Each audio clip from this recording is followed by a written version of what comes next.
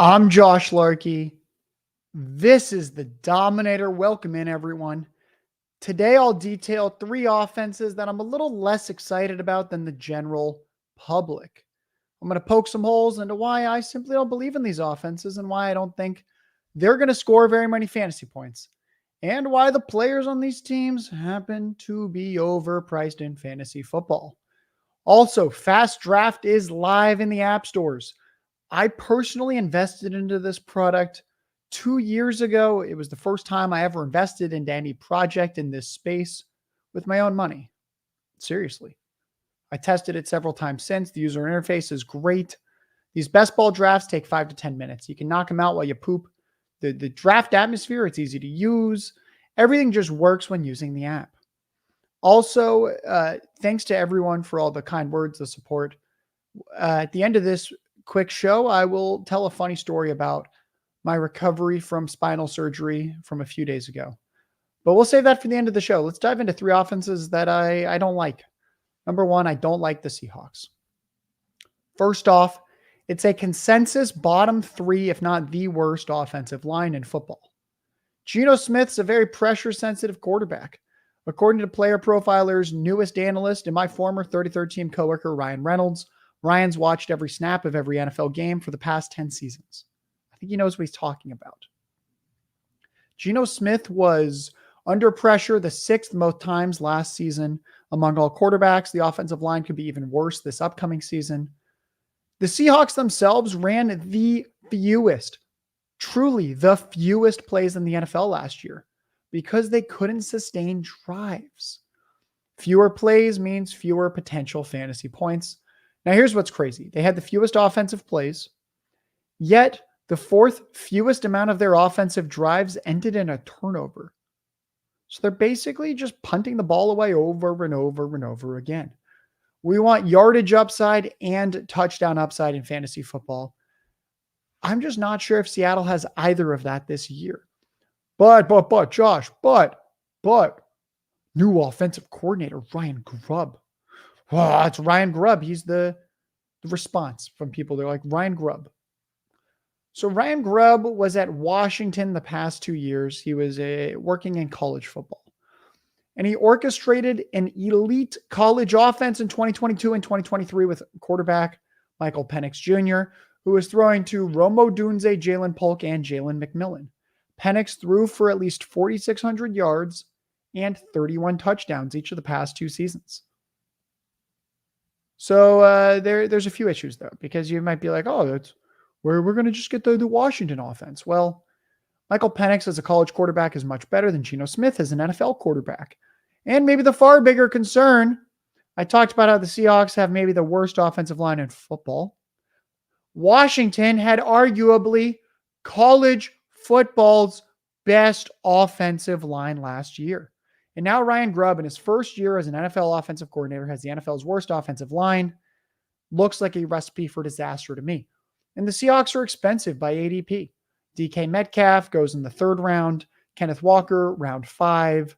Jackson Smith and Jigba, round 7. Tyler Lockett, round 9. 3, 5, 7, 9. The Seahawks look like a below-average offense heading into 2024, maybe even a bottom 10 group. Their ADPs for their top 4 guys, round 3, 5, 7, 9. Contrast that to the Packers. They're a top 10 offense by most consensus rankings. Josh Jacobs, round 3. Jaden Reed, round 6. Christian Watson, round 7. Jordan Love, round 8. Their top 4 players have very similar ADPs, Packers versus Seahawks. Give me the good offense with the Packers. Second offense I don't like is the Raiders. So first, this team has a really strong defense. Halloween of last year, the team fires head coach Josh McDaniels. They make Antonio Pierce the interim. Can't talk. We're on a lot of meds still, folks. A lot of meds. Makes Antonio Pierce the interim head coach. The defense allowed 16 points per game to opponents during the 9 games Pierce was head coach. And they even faced Kansas City twice in that 9-game span. For context, the Ravens allowed the fewest points per game to opposing offenses last year at 16.5. So that Raiders 9-game stretch where they allowed 16 points per game to opponents would have led the NFL if it was over a larger sample size. This is a team that wants to play good defense and run the ball, control clock, and not ask much of the offense. That's what happens when you have Gardner Minshew and Aiden O'Connell battling it out for the starting quarterback job. The offensive line is a bottom 10 unit, so whoever's under center is going to be under pressure a lot.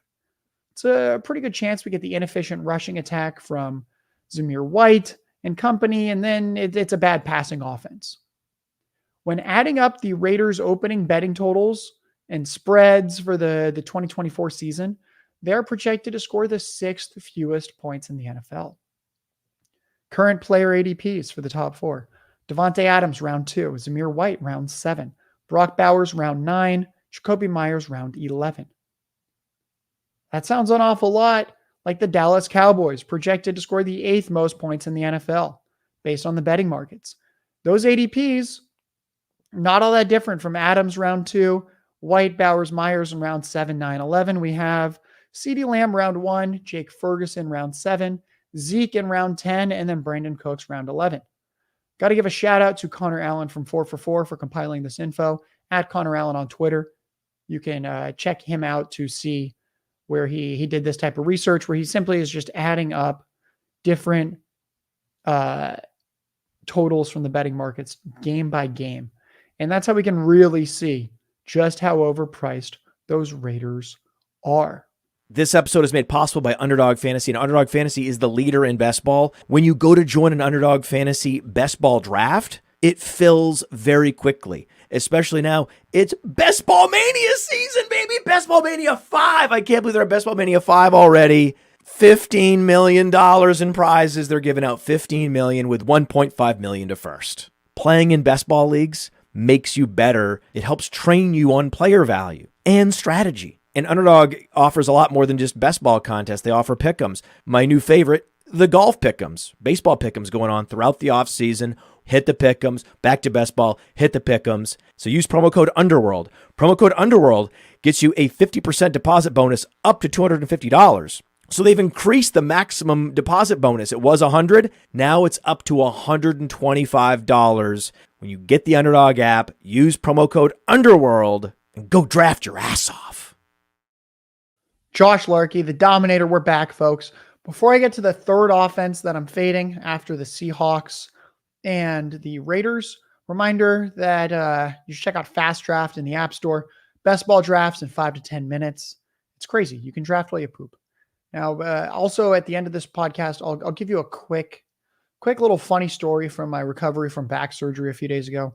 Anyway, third offense I hate. Titans. Sportsbook betting spreads, game totals, when you add them up game by game, Titans are going to be the 5th worst projected offense in the NFL. Will Levis at the helm is likely going to be one of the NFL's worst quarterbacks in 2024. Probably going to be lesser Jameis Winston for what we should expect. Big plays, lots of turnovers, an offense that struggles to move the ball consistently down the field. The running back room, Tony Pollard, Tajay Spears. Kind of redundant assets, neither of whom should shoulder a heavy workload. So it's tough to see either consistently getting 20 touches a game unless one goes down. Even then, I'm not sure the team wants either to be a workhorse, which caps the 1 week fantasy upside for them. The wide receiver room, it's 32-year-old DeAndre Hopkins recovering from an ankle sprain. And then the nearly 30-year-old Calvin Ridley, who was inconsistent last year in Jacksonville with a much better quarterback in Trevor Lawrence.